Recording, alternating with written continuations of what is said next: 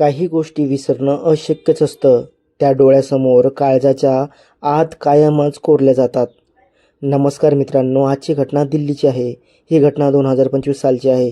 तारीख होती 8 जुलै 2025 आणि वेळ होती दुपारची. दिल्लीच्या मजनुका जिल्हा परिसरात सर्व काही रोजच्यासारखं सामान्य सुरू होतं. लोक आपापल्या कामात व्यस्त होते. पण त्यावेळी पोलीस पोस्ट मजनुका जिल्हा येथे दुहेरी हत्येची खळबळजनक बातमी मिळते. बातमी मिळताच पोलीस तात्काळ घटनास्थळी पोहोचले. टीमने घर चारही बाजूने घेरले. गर्दी हटवण्यात आली आणि तपासाला सुरुवात झाली. घराच्या आत एका महिलेचा रक्ताने माखलेला मृतदेह पडला होता आणि तिच्या जवळच एक 6 महिन्याची निष्पाप लहान मुलगी होती. तिला पाहून पोलिसांच्याही डोळ्यात पाणी आले. दोघांचेही गळे निर्दयपणे चिरलेले होते आणि तोंडावर टेप लावलेला होता. जणू कोणीतरी अमानुष कोर्याने त्यांना संपवलं होतं. पोलिसांनी घराचा प्रत्येक कोपरा शोधला. कुठेही जबरदस्तीचं चिन्ह नव्हतं. ना कडी कोंडा तुटलेला, ना कोणतीही मौल्यवान वस्तू गायब. हे स्पष्ट होतं की कोणीतरी घरातलाच माणूस किंवा अगदी ओळखीचा हे कृत्य करून गेला होता. त्या चिमुकलीचे अश्रू आणि त्या आईचं थंड शरीर आजही अनेकांच्या मनाला अस्वस्थ करतं. चौकशीत पोलिसांनी मृत महिलेची ओळख पटवली असता तिचं नाव सोनल असल्याचं समोर आलं. ही माहिती पोलिसांना तिच्या जवळच्या मैत्रिणी रश्मीने दिली होती, जिने स्वतः फोन करून पोलिसांना घटनेची माहिती दिली होती. रश्मीने पोलिसांना सांगितलं की ती तिचा नवरा दुर्गेशसोबत त्यांच्या मोठ्या मुलीला शाळेतून घेण्यासाठी गेली होती. त्यावेळी घरात फक्त सोनल आणि तिची 6 महिन्याची मुलगी होत्या. रश्मी म्हणाली, मी परत आले तेव्हा दरवाजा आतून बंद होता. बराच वेळ दार वाजवलं, हाक मारली, पण कोणताही प्रतिसाद आला नाही. काहीतरी चुकीचं घडल्याची जाणीव झाली. कसंबसं मी आत पोचले आणि ते दृश्य पाहून मी हादरले. घराच्या आत सोनल आणि माझी मुलगी दोघीही रक्ताच्या थारोळ्यात होत्या. माझ्या पायाखालची जमीन सरकली. मी किंचाळले आणि लगेच पोलिसांना कॉल केला. येथूनच पोलिसांना तपासाची दिशा स्पष्ट झाली. हा गुन्हा एखाद्या अगदी ओळखीच्या व्यक्तीनेच केला असावा, कारण दारावर जबरदस्ती घुसण्याचं कोणतंही निशाण नव्हतं. घरातील वस्तूंची उधळण नव्हती आणि सोनलकडे शत्रुत्व वाटेल असा कोणी पारखा त्या परिसरात दिसत नव्हता. याच दरम्यान रश्मीने पोलिसांना आणखी एक महत्त्वाची माहिती दिली. सोनल पूर्वी निखिल नावाच्या व्यक्तीसोबत लिव्ह इन रिलेशनशिपमध्ये राहत होती. काही दिवसापूर्वीच दोघांमध्ये मोठं भांडण झालं होतं. त्यानंतर सोनल त्याचं घर सोडून रश्मीकडे राहायला आली होती. पोलिसांनी घटनास्थळी बारकाईने शोध घेतला. तपास अधिक खोलवर सुरू असतानाच घरातला एक कोपरा तपासत असताना त्यांना एक महत्त्वाचा पुरावा सापडला. तो पुरावा गुन्हेगाराच्या दिशेने पोलिसांना अधिक जवळ नेत होता. त्यांना खोलीत एक मोबाईल फोन मिळाला आणि तो फोन निखिलचाच होता. हा तोच फोन होता जो आरोपीने मुद्दाम घटनास्थळी सोडला होता, जेणेकरून त्याचं लोकेशन ट्रेस करता येऊ नये. फोन मिळाल्यानंतर पोलिसांचा संशय आणखी वाढला. आता हा केवळ संशयित राहिला नव्हता. निखिल थेट पोलिसांच्या रडारवर आला होता. तपास पुढे नेत पोलिसांनी जेव्हा निखिलची वैयक्तिक माहिती शोधली तेव्हा आणखी एक महत्त्वाची बाब उघड झाली. निखिल मूळचा उत्तराखंडमधील हल्द्वानीचा रहिवासी होता. ही माहिती मिळताच पोलिसांना त्वरित अंदाज आला की घटनेनंतर तो दिल्लीतून पळून आपल्या मूळ गावी गेला असावा किंवा तिथेच कुठेतरी लपून बसला असेल. पोलीस हल्द्वानीला पोचताच त्यांनी सर्वप्रथम निखिलच्या जुन्या मित्रमंडळीचा शोध घेतला. एकामागून एक सर्वांची विचारपूस सुरू झाली. सुरुवातीला बहुतेकांनी काहीही माहिती नाही असं सांगत टाळाटाळ केली. पण पोलिसांनी जेव्हा थोडा दबाव टाकला आणि काही मूळ प्रश्न विचारले तेव्हा काही गोष्टी हळूहळू उघडकीस येऊ लागल्या. मित्रांनी सांगितलं की निखिल गेल्या काही महिन्यापासून सतत पैशाची मागणी करत होता. काही वेळा तो आकस्मिकपणे खूप चिडचिडा आणि अस्वस्थ होत असे. याच दरम्यान एकाने सांगितलं की तो म्हणायचा, माझ्यावर मोठं संकट आलंय, पण लवकरच सगळं नीट होईल. पोलिसांनी हे ऐकून त्याच्या मनस्थितीवर आणि हेतूवर अधिक गहन संशोधन करायचं ठरवलं. कारण आता निखिल केवळ संशयित नव्हता, तो या दुहेरी हत्येच्या गुन्ह्यातील मुख्य सापडण्यासारखा धागा होता. तो फोन करून सांगायचा की खूप महत्त्वाचं काम आहे, काही पैसे उधार दे. पण पैसे कशासाठी हवेत हे मात्र तो कधीच सांगत नसे. एवढंच नाही, एका मित्राने थेट स्पष्टपणे सांगितलं की निखिल नेपाळला पळून जाण्याच्या तयारीत आहे. त्याचा प्लॅन अगदी ठरलेला होता. तो बनबसा बॉर्डरमागे टणकपूर येथून नेपाळमध्ये प्रवेश करणार होता. त्या मित्राने हेही उघड केलं की निखिलने त्याला स्वतः सांगितलं होतं, मी काही तासात बॉर्डरकडे निघणार आहे. हे ऐकताच पोलिसांना खात्री पटली. आता वेळ खूपच कमी आहे. दिल्ली पोलिसांच्या सायबर टीमने तात्काळ टेक्निकल सर्व्हिलन्स सुरू केलं. निखिलचा फोन बंद होता, पण त्याची मागील इंटरनेट ॲक्टिव्हिटी, सर्च हिस्ट्री आणि लोकेशन पिंगच्या आधारे पोलिसांना समजलं की तो अजूनही हल्द्वानीतच कुठेतरी लपून बसला आहे.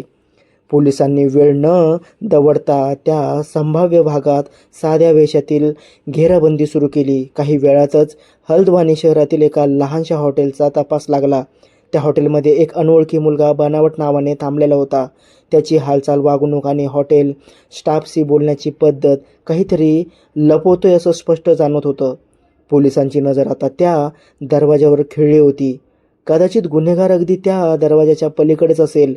हॉटेल स्टाफकडून फोटो दाखवून ओळख पटवण्यात आली. खात्री होताच पोलिसांनी हॉटेलच्या बाहेरूनच पाळत ठेवण्यास सुरुवात केली. संध्याकाळ झाली. वातावरणात एक प्रकारचा तणाव पसरला होता. तेव्हाच निखिल हॉटेलच्या बाहेर दिसला. तो इकडे तिकडे पाहत सावधपणे बाहेर पडत होता, कदाचित दुसरीकडे पळून जाण्याच्या तयारीत. पण पोलिसांनी त्याला जागेवरच पकडलं. कोणताही विरोध न करता त्याला ताब्यात घेतलं गेलं. निखिलचा फोन बंद असला तरी त्याची इंटरनेट ॲक्टिव्हिटी आणि मागील लोकेशन पिंग यामुळे सत्य अधिक वेळ लपून राहू शकलं नव्हतं. पोलिसांना आधीपासूनच संशय होता की तो अजूनही हल्द्वानीमध्येच कुठेतरी लपलेला आहे. त्यामुळे त्यांनी फारसा वेळ न दवडता त्या शक्यतावान परिसरात तपास सुरू केला. हल्द्वानी शहरातील त्या विशिष्ट भागातल्या प्रत्येक लहान मोठ्या हॉटेलमध्ये चौकशी सुरू झाली. बराच प्रयत्न करूनही काही ठोस पुरावा मिळत नव्हता. पण मग एक मोठी माहिती मिळाली. निखिलला ज्या परिसरात शेवटचं पाहिलं गेलं होतं तिथेच त्याला पुन्हा कुणीतरी पाहिलं होतं. पोलिसांनी लगेच त्या लोकेशनवर हालचाल सुरू केली. साध्या वेशात टीमने पाळत ठेवली आणि योग्य क्षणाची वाट पाहू लागली. संध्याकाळ होताच एका घराबाहेर निखिलची झलक दिसली. तो सावधपणे इकडे तिकडे नजर फिरवत उभा होता, कदाचित पुन्हा पळण्याच्या तयारीत. पण काही समजण्याआधीच पोलिसांनी धाड घालून त्याला ताब्यात घेतलं. तो आता फक्त एक संशयित नव्हता, तर हत्येचा मुख्य आरोपी पोलिसांच्या हातात होता. त्याला जागेवरच अटक करण्यात आली आणि लगेच दिल्लीला नेण्यात आले. दिल्लीत चौकशीदरम्यान जी कहाणी समोर आली ती ऐकून पोलीसही थक्क झाले. ही वर्ष 2023ची गोष्ट आहे. उत्तराखंडामधील हल्द्वानी शहरात एका स्थानिक कार्यक्रमादरम्यान निखिल आणि सोनलची पहिली भेट झाली होती. सुरुवातीला त्यांची बातचीत सामान्य होती, पण हळूहळू त्यांची मैत्री वाढत गेली आणि काही आठवड्यातच त्यांचे नाते प्रेमात बदलले. यानंतर त्यांनी एकत्र राहण्याचा निर्णय घेतला आणि लिव्हिंग रिलेशनशिपमध्ये आले. सुरुवातीला सर्व काही ठीक चालले होते, पण जास्त वेळ लागला नाही जेव्हा आयुष्याने त्यांच्यासमोर एक मोठे वळण उभे केले. सोनल गर्भवती झाली. ही बातमी जितकी अनपेक्षित होती तितकीच चिंताजनकही. निखिल आणि सोनल दोघेही बेरोजगार होते. ना लग्न झाले होते, ना उत्पन्नाचा कोणताही मार्ग होता.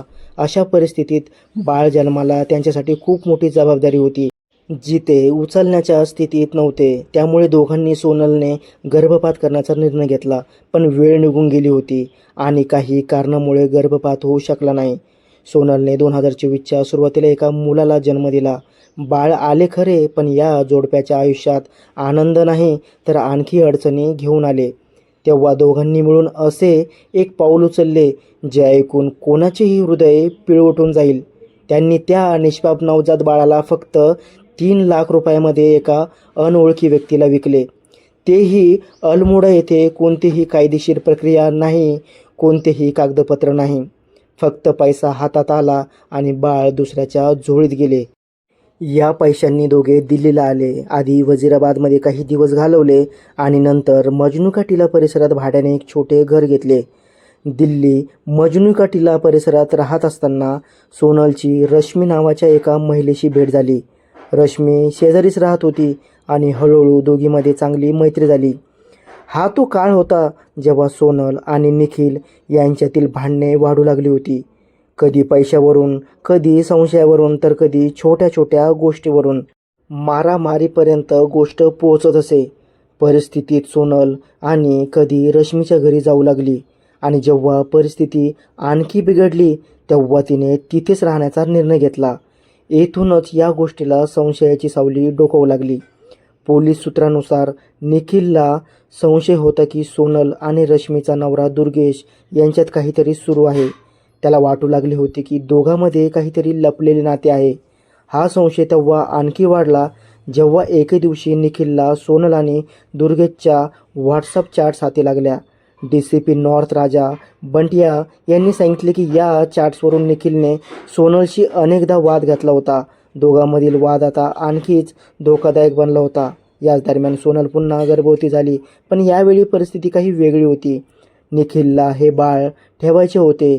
त्याचे म्हणणे होते की आता त्याला आपली चूक सुधारायची आहे. तो सोनलसोबतचे नाते पुन्हा ठीक करू इच्छित होता आणि तिच्यासोबत एक स्थिर घर बसवण्याचा प्रयत्न करत होता. परंतु सोनल आता या नात्यातून पूर्णपणे बाहेर पडली होती.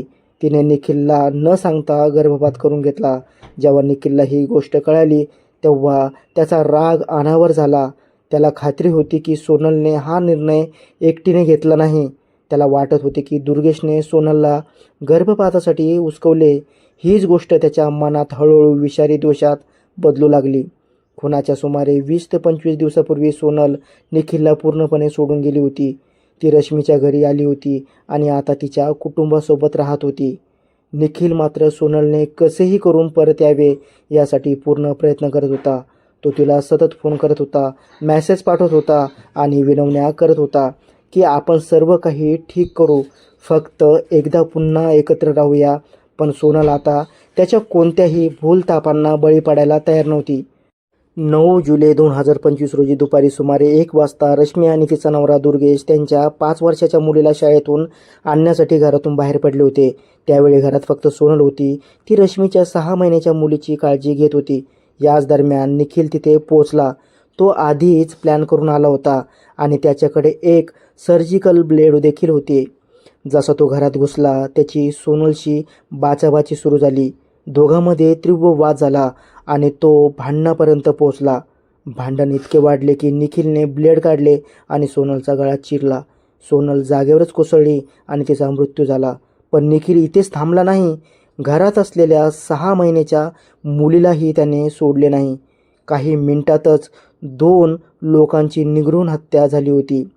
घरात मृतदेह पडले होते आणि दरवाजा बाहेरून बंद होता. निखिलच्या मनात सुराची आग भडकली होती. सोनलने त्याला न सांगता गर्भपात करून घेतला होता. त्या निर्णयाने त्याला खोलवर धक्का बसवला होता. त्याच रागातून त्याने ही संपूर्ण घटना घडवण्याची योजना केली होती. ही घटना घडून आणल्यानंतर निखिल आपला मोबाईल फोन घटनास्थळी सोडून गेला, जेणेकरून पोलीस त्याचे लोकेशन ट्रॅक करू शकणार नाहीत. काही वेळाने जेव्हा रश्मी आणि दुर्गेश त्यांच्या मोठ्या मुलीला शाळेतून घेऊन परतले तेव्हा घराचे दार उघडताच त्यांना धक्काच बसला. आत सोनल आणि त्या मुलीचा मृतदेह रक्ताच्या थारोळ्यात पडलेला होता. त्यांनी जराही वेळ न घालवता पोलिसांना फोन केला. या घटनेनंतर निखिल थेट आपल्या घरी गेला आणि तिथे त्याने आत्महत्येचा प्रयत्नही केला, पण त्याची हिंमत झाली नाही. मग तो जुनी दिल्ली रेल्वे स्टेशनवर पोहोचला.